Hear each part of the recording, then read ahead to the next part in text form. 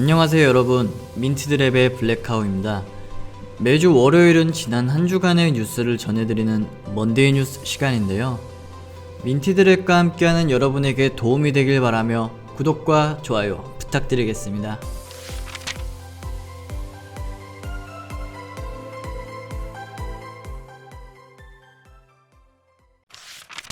첫 번째 뉴스입니다. 금융당국이 바이낸스에 국내 영업금지 처분을 내린다는 소식입니다. 금융당국이 세계 최대 거래소인 바이낸스 등 해외 거래소가 내국인을 대상으로 서비스를 제공하는 행위를 금지한다고 밝혔습니다. 7월 4일 금융당국에 따르면 금융위원회 산하 금융정보분석원은 오는 9월 25일 특근법 유예기간이 끝나는 대로 바이낸스 등 해외 거래소에 대해 내국인 대상 영업을 금지할 방침이라고 합니다. 특근법은 거래소의 금융거래 등이 해외에서 이뤄지더라도 국내에서 효과가 있다면 동일하게 규제 대상에 포함하도록 했습니다.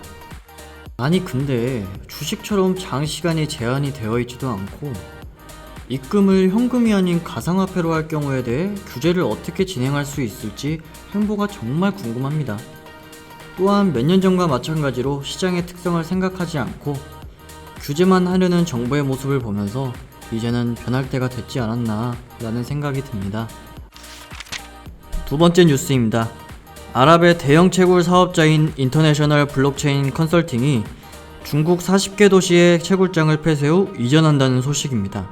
중국의 가상화폐 단속으로 인해 채굴장도 규제를 받는 상황 속에 내린 결정으로 보입니다.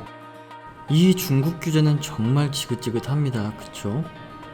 중국의 가상화폐 및 채굴장 단속은 몇 년 전부터 꾸준히 화제가 되었던 악재인데요. 과거에 중국은 가상화폐 점유율이 높았던 나라인 만큼 악재의 위험도도 컸습니다. 그러나 지금은 전 세계적으로 기축나라들의 관심도 뜨거워진 만큼 중국의 영향력이 점점 약해져 가고 있는 게 현실입니다. 이번 기회를 통해 중국 내에 존재하던 채굴장들이 외부에 자리를 잡고 지속적인 악재의 소멸을 기대하며 더 이상 중국 규제로 인한 변동성을 겪지 않길 간절하게 원합니다. 제발. 세 번째 뉴스입니다. 2023년도부터 코인도 주식처럼 5천만원까지 소득공제 후 과세한다는 소식입니다. 암호화폐 투자는 복권과 같은 우발소득이 아닌 지속거래로 인한 소득으로 봐야 한다는 것으로 7월 6일 노웅래 민주당 의원은 이 같은 내용을 담은 소득세법 개정안을 발의했습니다. 5천만원까지 소득공제를 주는 방식으로 과세 시점은 2023년 1월 1일로 명시했습니다. 올 한해 코인러들의 가장 큰 고민이 세금 문제였을 텐데요. 당장 내년부터 250만원까지 소득공제 후 20%의 세금을 떼어간다 했으니 반발이 엄청났죠? 이번 연도를 목표로 졸업한다는 코인러들도 많이 보였으니까요. 다만 정확한 가이드라인도 없이 무작정 규제하기보단 이 시장을 건전하게 발전시킬 수 있는 방법이 무엇인지를 생각해 주길 바랄 뿐입니다. 정말로 투자자 보호에 힘쓰겠다는 정부의 입장이 진심이라면 시장의 특성을 직접 알아봐 주길 바랍니다. 네 번째 뉴스입니다.